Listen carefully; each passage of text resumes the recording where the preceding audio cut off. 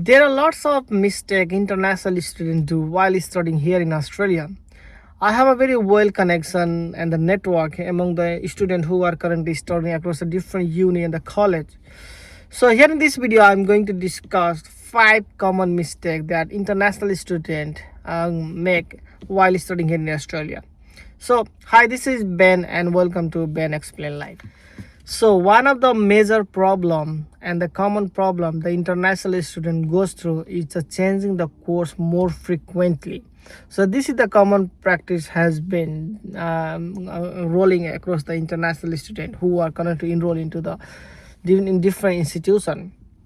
I see a student come up with a one course from the different country, and right after 6 to 1 year of study, they change the course and even the institution to the different one.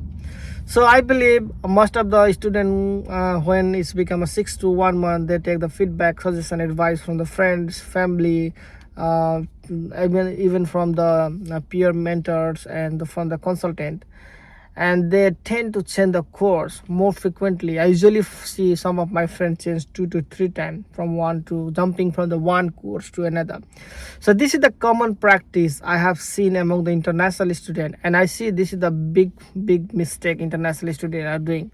So I also see the government are making lots of rules and regulation and tight it to crack down such kind of things and activities done by the international student. I understand it can definitely harm to international students because the changing the course and institution is not an easy task, because it involves like we need to spend some time from one course to another course. Similarly, we need to pay the tuition fee.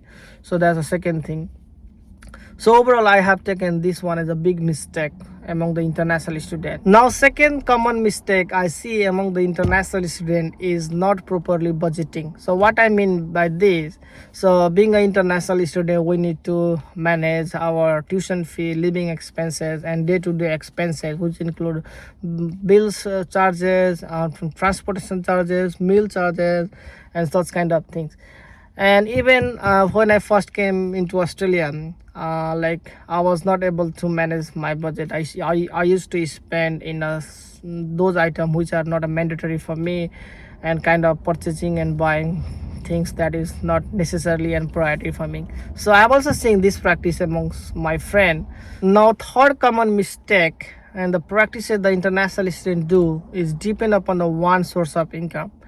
I completely understand that international student has a work hour limitation and the restriction. They can't work more than 48 hour a fortnight or 24-hour a week for the coursework, and other than student like postgrad research or the PhD, they have a full working right until they meet the coursework or their study requirement. So usually I see when international students come for the very first time in Australia, they usually start the role based upon the customer service, restaurant base, cleaning, aged care, and also see some work on the corporate based on part-time and the casual. But the limited of the international student working on the corporate are very limited. So from my experience, I definitely can share that being an international student, try to find a multiple sources so from where you can easily generate the income.